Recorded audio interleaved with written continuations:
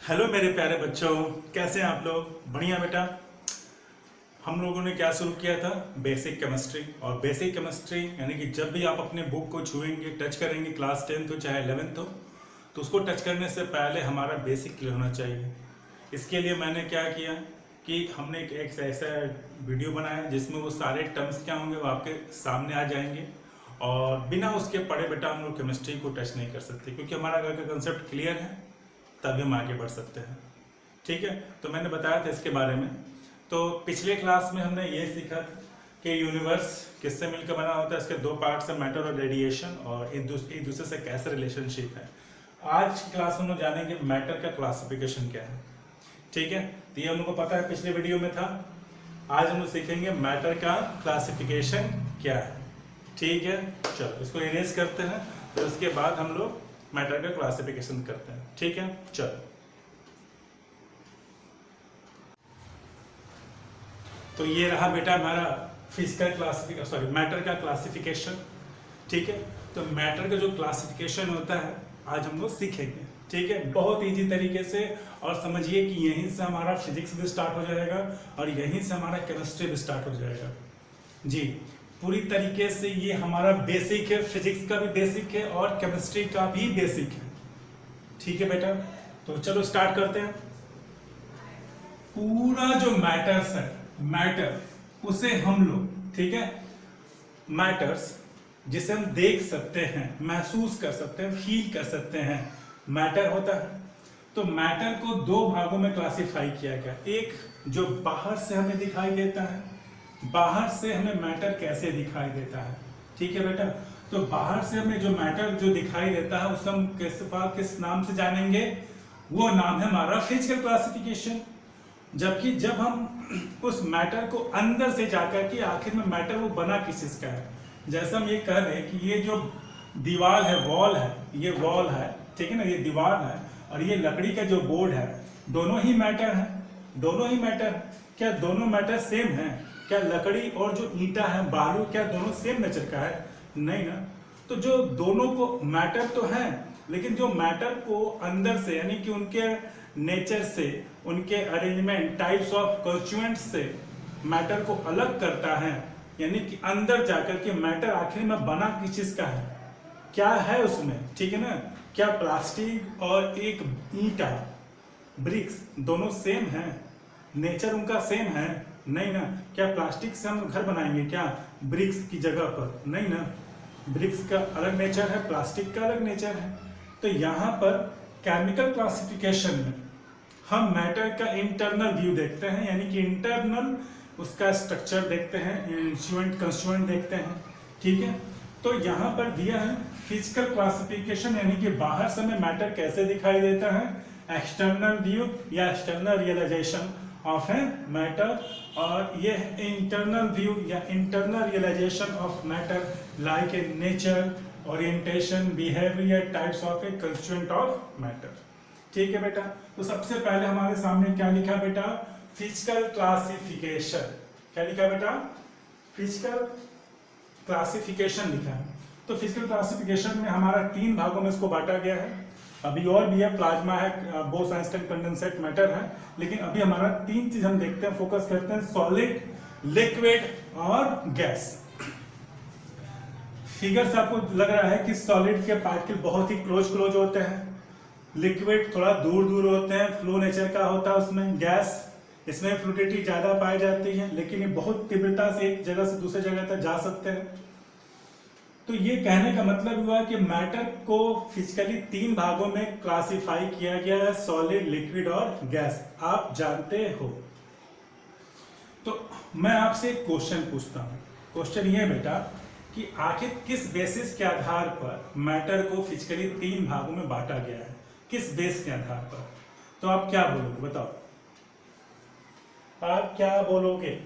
आप बोलोगे सबसे पहले आपका आंसर होना चाहिए कि सर पर आप देखो कि इन तीनों में अंतर क्या दिखाई दे रहा है। इनका इंटर पार्टिकल स्पेस देखो, इन तीनों में इंटर पार्टिकल स्पेस अलग अलग दिखाई दे रहा है, यानी कि आपका आंसर हो जाएगा क्या?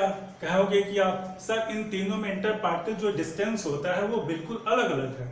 सॉलिड में बहुत कम है, लिक्विड में थोड़ा ज्यादा इंटर पार्टिकल स्पेस और गैस में बहुत ही ज्यादा है। तो क्या ये क्राइटेरिया है किसी सॉलिड, लिक्विड और गैस को डिफाइन करने का या अलग करने का? ठीक है, किस बेसिस पे कहेंगे कि आखिर इंटर पार्टिकल डिस्टेंस करता क्या इफेक्ट डालता है मैटर को इन तीन भागों में अलग करने के लिए? तो वो एक टॉपिक समझने से पहले हम ये जान जाएं कि सॉलिड, लिक्विड, गैस का डिफिनीशन क्या होता है। ठीक है, तो ये क्या होता है? हैज ए डिफिनिट मास, आपको पता है हैज ए डिफिनिट मास, तीनों का अपना मास होता है। गैस का भी मास होता है, गुब्बारा याद है ना, गुब्बारों को, बैलून को उसमें हवा भरने से पहले और हवा भरने के बाद उसका आप वेट नापेंगे तो अंतर आएगा, इसलिए गैस का भी मास होता है। ऑक्सीजन है, नाइट्रोजन, ये सब गैस, उसका एटॉमिक मास होता है, इसलिए इसका भी मास क्या होता है? फिक्स होता है। Has a definite shape, shape इनका क्या होता है? बिल्कुल फिक्स होता है। डिफिनिट वॉल्यूम, डिफिनिट वॉल्यूम, इनका डिफिनिट वॉल्यूम क्या होता है? हम यहाँ क्वेश्चन पूछेंगे वाई, इनका डिफिनिट वॉल्यूम क्या होता है? इनका definite indefinite shape, indefinite shape होता है। और इसका डिफिनिट मास और has a no definite volume और नो डिफिनिट शेप। हमारा हमको ये देखना है कि आखिर में इनका काज क्या है, वाई, क्यों इनका वॉल्यूम और शेप इनडेफिनिट होता है, क्यों इसका वॉल्यूम डिफिनिट होता है, जबकि शेप क्या होता है? इनडेफिनिट, और इन तीनों का तो डिफिनिट होता है। लेकिन इसका भी रीजन जानेंगे आखिर वाई, क्यों इसका वॉल्यूम फिक्स अलग अलग बिहेवियर देता है।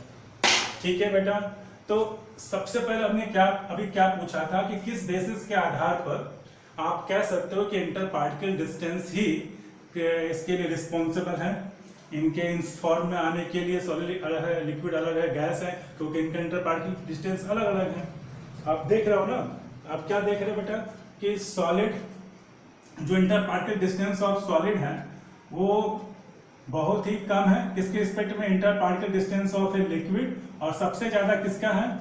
Inter particle distance of A gas, gas का इंटर पार्टिकल डिस्टेंस सबसे अधिक है। ठीक है, आर मतलब दूरी या डिस्टेंस। ठीक है, तो अब बताओ, अब मेरा ये क्वेश्चन अब यहाँ से होता है कि जी नहीं, मेरा आंसर है कि आप सिर्फ इंटर पार्टिकल डिस्टेंस ही निर्भर नहीं करता है इनके स्टेट ऑफ मैटर पर, कोई और फैक्टर भी है। एक और फैक्टर है जो इनके इस पार्ट को, स्टेट को लाता है, और वो क्या है? Inter particular forces, inter molecular forces. अब आप पूछोगे सर ये इंटर मॉलिक्यूलर फोर्स आया कहाँ से? इंटर मॉलिक्यूलर फोर्स आया कहाँ से? यहाँ पर ध्यान से देख दीजिए बात, एकदम ध्यान दीजिए, यहीं से हमारा फिजिक्स स्टार्ट हो जाएगा, यहीं से हमारी केमिस्ट्री भी स्टार्ट हो जाएगी। ठीक है, तो यहाँ से हमारा बात करते हैं कि सर इंटर पार्टिकल डिस्टेंस अलग अलग हैं, यही एक रीजन है या और कोई रीजन है? तो मेरा आंसर है बेटा कि एक और inter particle distance are also depends upon inter molecular forces, molecular forces. तो ये फोर्स आया कहाँ से? तो प्रॉपर्टी है मैटर्स की। अब यहाँ पे देखिए, ये प्रॉपर्टी है मैटर की। क्या प्रॉपर्टी है? कि matter can create a force. और आपको फोर्स पता है ना क्या होता है force? What is a force? Force can be क्या? Stop the body, move the body, can change the position of the body, ठीक है ना, डिस्प्लेस द बॉडी, वही कैन वेलोसिटी को क्या कर सकता है? चेंज कर सकता है, इफेक्ट डाल सकता है। ये सब फोर्सेस हैं, क्लास 9th में देखे ही होंगे। तो आप बताओ, मान लेते हैं आपके पास, अब मैंने पूछा कि matter can create a force, ये कैसे आप समझोगे? मैटर कैसे फोर्स क्रिएट करता है? ये क्या है? ये क्या है? ये है एक पेन, मार्कर। अब मान लेते हैं इस हाथ को मैं एक मेज मान लेता हूँ, टेबल मान लेता हूँ। तो ये बताइए, क्या ये पेन अपने आप बिना कोई एक्सटर्नल फोर्स लगाए अपने ये हिल सकता है क्या? आप बताओ, नहीं ना, ये अपने आप नहीं हिल सकता है, जस का तस पड़ा रहेगा, पढ़े ना, जब तक कि कोई सा फोर्स ना लगा। अब चलो, ये मेरा हाथ है, ठीक है, ये मेरा हाथ है। अब मैं इसको, हम क्या कर रहे हैं, इस हाथ से क्या कर रहा हूँ, इसको आगे धकेल रहा हूँ, पुश कर रहा हूँ, पुश कर रहा हूँ, ऐसे ऐसे दिखाई दे रहा है। जैसे मैंने पुश किया, क्या लगाया, मैंने अपना एक हाथ इस पर लगाया और ये हाथ लगाने से क्या हो गया, आगे बढ़ गया। अब बताओ फोर्स किसने लगाया? क्वेश्चन मेरा, फोर्स किसने लगाया? फोर्स मैंने लगाया, मेरा हाथ में लगा। मेरा हाथ क्या है? You can see that, you can see this. क्या इसे आप देख सकते हो? यस, आपने इस हाथ को देख सकते हो, और जो चीज देख सकते हो कैन फील और 5 सेंस ऑर्गन, जिसे आप देख सकते हो वो क्या है? मैटर है। तो मेरा हाथ भी क्या हो गया? एक मैटर है। तो matter create a force, matter create a force. बात समझ में आया? तो यहां से स्टार्ट होता है एक प्रॉपर्टी है, matter create a force. Matter he force create कर सकता है और कुछ नहीं, ठीक है। तो मैटर जब फोर्स क्रिएट करता है तो मैटर का जो कॉन्स्टिट्यूएंट है, मैटर का कॉन्स्टिट्यूएंट या फिर मैटर का पार्ट्स, मान लेते हैं हाथ एक मैटर हो गया, ये सिर भी एक मैटर हो गया, बॉडी पार्ट भी एक मैटर हो गया। तो ये मैटर मैटर मिलकर क्या बनाएंगे? The quantity of matter is known as the mass. Mass, ठीक है ना। The quantity of matter is called a mass, ठीक है ना। हाथ और सब ले करके सब क्या हो गया? मास हो गया। हाँ, तो यहां पर बेटा ये मास हो गया, और क्या हो गया बेटा? अब बताओ, क्या मेरे अंदर चार्ज है? हमको पता है ना कि every matters is made up of है इलेक्ट्रॉन, प्रोटॉन एंड न्यूट्रॉन। पता है इलेक्ट्रॉन प्रोटॉन क्या होता है? चार्ज होता है। यानी कि मैटर का जो कॉन्स्टिट्यूएंट होता है वो भी क्या है? एक चार्ज है। और चार्ज के भी मास होते हैं, हम लोग पढ़ेंगे आगे। इलेक्ट्रॉन का चार्ज पता है ना, 9 कितना होता है? 1.6 इंटू 10⁻19 कूलम। और उसका मास भी होता है 9.1 इंटू 10⁻31। यानी कि चार्ज का मास भी होता है और चार्ज के पास खुद चार्ज भी होता है, आयंस, ठीक है। तो यहाँ पर मैटर के जो कॉन्स्टिट्यूएंट है, ठीक है ना, उसका मास भी है और उसमें चार्ज भी है। और यहीं से फिजिक्स स्टार्ट होता है बेटा, यही हमारा ओरिजिन है, फिजिक्स यहीं से स्टार्ट होता है। तो अगर मास और मास के बीच में फोर्स क्रिएट करेंगे, तो मास और मास के बीच में अगर फोर्स क्रिएट होता है, दो मास के बीच में जो फोर्स क्रिएट होता है वो किस नेचर का होता है? अट्रैक्टिव नेचर का होता है। किस नेचर का होता है? अट्रैक्टिव नेचर का होता है। अट्रैक्टिव एग्जाम्पल क्या हो गया बेटा? एग्जाम्पल क्या हो गया? एग्जाम्पल पता है, मास और मास के बीच में लगने वाला फोर्स का नेचर क्या होता है? यू कैन नो, आप बता सकते हो? क्या आप जानते हो? बोलो, do you know? Do you know? Do you know? Gravitational force याद आया? ग्रेविटेशनल फोर्स या फिर मॉलिक्यूलर फोर्स, क्या है? ग्रेविटेशनल फोर्स या फिर मॉलिक्यूलर फोर्स। ये किस नेचर का होता है? ऑलवेज अट्रैक्टिव नेचर का फोर्स होता है। ठीक उसी तरह चार्ज, चार्ज का मतलब क्या हुआ? अगर कोई दो चार्ज है, जैसे प्लस क्यू चार्ज और एक माइनस क्यू चार्ज है, प्लस क्यू चार्ज और दूसरा क्या है? माइनस क्यू चार्ज है, ठीक है। तो यहां पर देखो, अगर निश्चित डिस्टेंस पर रखे जाते हैं, तो एक निश्चित डिस्टेंस पर अगर रखे जाएंगे तो भी वो भी एक दूसरे को अट्रैक्ट करेंगे या रिपेल करेंगे। अगर पॉजिटिव पॉजिटिव हाँ सेम नेचर के होंगे तो रिपेल, डिफरेंट नेचर के होंगे तो अट्रैक्टिव। ये थोड़ा बहुत जानते हैं हम लोग, जानते हैं, पूरा जानते हो आप। तो यहाँ पर अट्रैक्टिव, ये कौन सा नेचर हो जाएगा? अट्रैक्टिव भी हो जाएगा, और कौन सा हो जाएगा? रिपल्सिव नेचर भी हो जाएगा। रिपल्सिव भी हो जाएगा और ये अट्रैक्टिव भी हो जाएगा। तो मैटर क्या, यहाँ पे कहने का मतलब क्या होगा? मैटर का जो फोर्स, एक फोर्स क्रिएट करने की जो टेंडेंसी है बेटा, वो दो नेचर की होती है। एक अट्रैक्टिव भी हो सकती है, जो मास के चलते हो सकता है, और एक और उसी मैटर का ही एक और सबसे कॉन्स्टिट्यूएंट पार्ट है जो सबसे जिससे मिलकर बना है, this is a charge. Charge के भी क्या होते हैं? अपने फोर्स क्रिएट करने की कैपेसिटी होती है। तो जब मैटर क्रिएट करता है तो कॉन्स्टिट्यूएंट भी फोर्स क्रिएट करेगा ही, सिंपल सी बात है बेटा। तो यहाँ पर अट्रैक्टिव और रिपल्सिव दोनों नेचर के काम करते हैं। तो एक बात याद रखिए, अगर मास है, ये दोनों मास m है, ये m है, m1 मान लेते हैं, m2 है, डिस्टेंस डिस्टेंस r है, तो ग्रेविटेशनल फोर्स हमने क्या सुना था बेटा? G m1 m2 by r square. और अगर कोई दो चार्ज है q1 और q2, प्लस या माइनस कुछ भी मानो, कुछ भी प्लस माइनस प्लस कुछ भी मानो, और निश्चित डिस्टेंस r पर रखे जाते हैं, तभी इनके बीच में एक फोर्स आता है k q1 q2 by r square. ये r स्क्वायर है,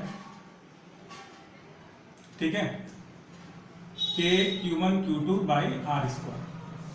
तो चाहे वो आयनिक फोर्स हो, हाँ, और यहाँ पे तो चार्ज का नेचर क्या हो जाएगा, कौन सा फोर्स हो जाएगा, चार्ज के बीच में लगने वाला फोर्स क्या हो जाएगा बेटा, क्या हो जाएगा, चार्ज और चार्ज के बीच में लगने वाले फोर्स को हम क्या बोलेंगे, इलेक्ट्रोस्टैटिक फोर्स। क्या बोलेंगे, इलेक्ट्रोस्टैटिक फोर्स कहेंगे, या फिर कूलाम्बिक फोर्स कहेंगे, ठीक है, या फिर कूलाम्बिक फोर्स कहेंगे, या फिर आयनिक फोर्स कहेंगे, ठीक। तो यहां पर Q1 Q2/r², तो दोनों में आपको क्या अंतर दिखाई दे रहा है, चाहे वो ग्रेविटेशनल फोर्स हो चाहे इलेक्ट्रोस्टैटिक फोर्स हो, इन दोनों में हमको दिखाई दे रहा है जो force inversely proportional to the क्या होता है, डिस्टेंस के। ये इंटर दोनों का डिस्टेंस, इन दोनों का डिस्टेंस r, यानी कि दोनों ही फोर्स इंटर पार्टिकल डिस्टेंस पर डिपेंड करता है। यहाँ पर बात समझ में कि आखिर मैटर इस एक दूसरे से किस बेसिस के आधार पर अलग होते हैं, अलग अलग फॉर्म में पाए जाते, तो हमने क्या बताया था, इंटर पार्टिकल डिस्टेंस। लेकिन इंटर पार्टिकल डिस्टेंस किस पर डिपेंड करता है, वो उनके बीच में लगने वाले, दोनों मॉलिक्यूल के बीच में लगने वाले फोर्स पर डिपेंड करता है। यानी कि अगर इनके बीच में इंटर पार्टिकल डिस्टेंस है तो इनके बीच में लगने वाला फोर्स, ठीक है ना, ये डिपेंड करता है। तो यहां पर आपको दिखाई दे रहा है यह प्रोपोर्शनल 1/r²। दूरी अगर बढ़ेगा, दो पार्टिकल के बीच में डिस्टेंस जितना ही ज्यादा होगा उसका फोर्स उतना ही क्या होगा, कम होगा। दो पार्टिकल के बीच, उल्टा बोलेंगे हमेशा, ये यूनिवर्सली है ना इसलिए उल्टा बोलेंगे। फोर्स अगर ज्यादा होगा इसका मतलब इंटर पार्टिकल डिस्टेंस क्या है, कम है। डिस्टेंस अगर ज्यादा है तो फोर्स क्या होगा, कम होगा।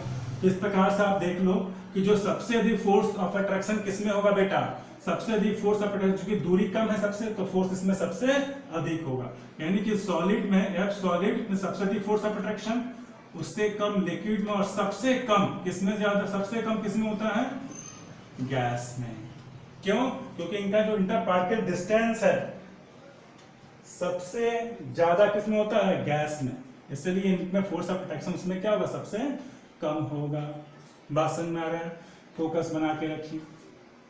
अब मेरा लास्ट क्वेश्चन क्या हो गया बेटा, कि मैंने पूछा था कि भाई पानी का जो वॉल्यूम फिक्स क्यों होता है, या सॉलिड का वॉल्यूम फिक्स क्यों होता है, शेप क्यों फिक्स होता है। तो देखो, जैसे अगर मान लेते हैं बेटा, एक सेकेंड, जैसे अगर मान लेते हैं कि एक पेन है, ये सॉलिड है ना बेटा, ये सॉलिड है। अब ये सॉलिड है, अगर मान लो 6 सेंटीमीटर का है, तो ये कल बदल नहीं जाएगा, 8 सेंटीमीटर नहीं हो जाएगा। क्यों नहीं हो जाएगा, क्योंकि पार्टिकल जो होते हैं एक दूसरे से सो क्लोजली पैक्ड हैं, एक दूसरे से जुड़े हुए हैं। तो ये पार्टिकल, लास्ट जो पार्टिकल वो भाग नहीं सकता है, क्योंकि अगर ये पार्टिकल यहाँ होता तो आप यहाँ तक मेजर करते, लेकिन ये पार्टिकल, लास्ट वाला पार्टिकल कहाँ, यहाँ तक है। क्यों यहाँ तक है, कल क्यों नहीं चेंज करेगा अपना पोजीशन, क्यों, क्योंकि पीछे वाला जो पार्टिकल है तो खूब कस के पकड़ा हुआ है, इतना कस के पकड़ा हुआ है कि ये भाग नहीं सकता है। जब भागेगा नहीं तो आगे हम कहां तक मेजर करेंगे, जहां लास्ट पार्टिकल है। तो सॉलिड में फोर्स ऑफ अट्रैक्शन इतना ज्यादा होता है कि पार्टिकल भाग नहीं सकता लास्ट वाला, इसलिए इनका वॉल्यूम और शेप क्या होता है, फिक्स होता है। लिक्विड की अगर हम बात करें, लिक्विड का, इसका वॉल्यूम फिक्स होता है, बल्कि शेप इसका फिक्स नहीं होता। शेप इसलिए फिक्स नहीं होता क्योंकि देखो लिक्विड में इतना डिस्टेंस है ना, इसको मैं यहां से यहां तक इसको मूव कर सकता हूं, यहां तक ये डिस्प्लेस हो सकता है, यहां से लेकर के यहां तक डिस्प्लेस हो सकता है। क्यों, क्योंकि इसमें इंटर पार्टिकल स्पेस है, अपने आप को पार्टिकल सेल्फ एडजस्ट कर सकते हैं, जबकि सॉलिड में ऐसा नहीं होता है। ठीक है, अब रही बात इसका वॉल्यूम फिक्स क्यों होता है सॉलिड की तरह। वॉल्यूम इसलिए फिक्स होता है बेटा क्योंकि यहां पे देखिए एक कंटेनर है आपके पास, एक कंटेनर, मान इसका कंटेनर का इनका जो वॉल्यूम है 2 × 3 × 4 है, कितना होगा, 24 होगा। इसमें पानी भरा हुआ है। अब इसी कंटेनर को मैंने इसमें डाल दिया, इसका वॉल्यूम है 4 × 3 × 2 है। अभी भी कितना आएगा, 24 आएगा ना, 24 ही आएगा। क्या हुआ इसमें, अभी भी पानी का शेप क्या होता है, पानी का जो वॉल्यूम है, मान लो इसको हटा दो, ऐसे कर दो, इसको भी ऐसे कर दो, अभी भी इसका जो वॉल्यूम है बिल्कुल दोनों में फिक्स है। ऐसा क्यों, ऐसा इसलिए हुआ कि भले ही बेटा कि मान लेते हैं पानी है, पानी के पार्टिकल के बीच की दूरी मान लो ये है, इतना, दोनों के बीच में इतना गैप है, लेकिन आप इसका वॉल्यूम इसलिए फिक्स है बेटा क्योंकि भले ही इनके बीच में फोर्स ऑफ अट्रैक्शन भले ही कम है सॉलिड की तुलना में, पर इतना कम नहीं है कि ये पार्टिकल ये भाग कर बाहर चला जाए, क्योंकि अभी भी ये इसके पास इतना पावर है, या फिर इसके पास इतना पावर है, इसके पास इतना पावर है, इतना फोर्स ऑफ कैपेसिटी है कि इसको पकड़ के बांधे रख सकता है। इतना फोर्स खत्म नहीं हुआ कि ये एकदम फ्री हो जाए, अभी भी इनके बीच में फोर्स है, इसलिए इनका वॉल्यूम क्या होता है, फिक्स होता है, भागेगा नहीं तो वॉल्यूम फिक्स है। अब रही बात गैस की, तो गैस में ये बहुत ही दूर दूर है, फोर्स एकदम है ही नहीं, फोर्स है ही नहीं, तो जाओ बेटा भागो यहाँ से, कहीं भी कुछ भी हो। तो बात समझ में आया बेटा? तो समरी यही है बेटा कि फिजिकल मैटर को दो भागों में क्लासिफाई किया गया, फिजिकल और केमिकल। फिजिकल को बाहर से और केमिकल को अंदर से। फिजिकल को सॉलिड, लिक्विड, गैस में तीनों एक दूसरे से अलग क्यों होते हैं? क्योंकि इंटर पार्टिकल डिस्टेंस डिपेंड करता है। इंटर पार्टिकल डिस्टेंस किस पर निर्भर करता है? तो क्या इस बात को पता लगाने के लिए हमें एक प्रॉपर्टी देखनी पड़ेगी, matter can create a force. Matter के कंस्टिट्यूएंट, जब मैटर फोर्स क्रिएट कर सकता है तो मैटर के कंस्टिट्यूएंट और उसके पार्ट भी क्रिएट कर सकते हैं। तो अगर मास, हमको पता है कि मैटर क्या है, देखिए मास है, क्वांटिटी ऑफ मैटर, मास, और उसमें मास में या मैटर में किससे मिलकर बना होता है? चार्ज से मिलकर बना होता है। तो मास और मास के बीच में लगने वाले फोर्स को क्या कहते हैं? ग्रेविटेशनल फोर्स या अट्रैक्टिव फोर्स। किस नेचर का होता है? अट्रैक्टिव फोर्स का होता है। और चार्ज के बीच में लगने वाले फोर्स को हम क्या बोलते हैं? अट्रैक्टिव और रिपल्सिव नेचर का होता है। और वो कौन सा फोर्स होता है? कूलम्बिक, आयनिक या इलेक्ट्रोस्टैटिक फोर्स। ठीक है, तो ये सब आपके लिए है बेटा। यहीं से हम लोग चाहेंगे तो यहीं से हम लोग क्लास 10th में स्टार्ट कर देंगे फिजिक्स, क्लास 12 का फिजिक्स स्टार्ट कर देंगे यहीं से, क्योंकि यही हमारा क्या बेसिक है, यही हमारा बेसिक है कि आया कहाँ से, फिजिक्स हमने कहाँ से स्टार्ट किया, आया नेचर फोर्स का, यहीं से हम लोग स्टार्ट कर देंगे इलेक्ट्रोस्टैटिक में। क्लियर है बेटा? तो चलो ठीक है, अब अगले टॉपिक में, अगले वीडियो में, कंटेंट में, ये ठीक हो गया फिजिकल क्लासिफिकेशन। अब अगले वीडियो में हम लोग पढ़ना है केमिकल क्लासिफिकेशन, जिसमें एटम, मॉलिक्यूल्स, एलिमेंट, कंपाउंड्स, ये सारी चीज हम लोग क्लियर कर देंगे। ठीक है बेटा? चलो वीडियो को एक बार फिर से एक बार देख लो ताकि और कंसेप्ट आपका क्लियर हो जाए बेटा। ठीक है, बाय बाय।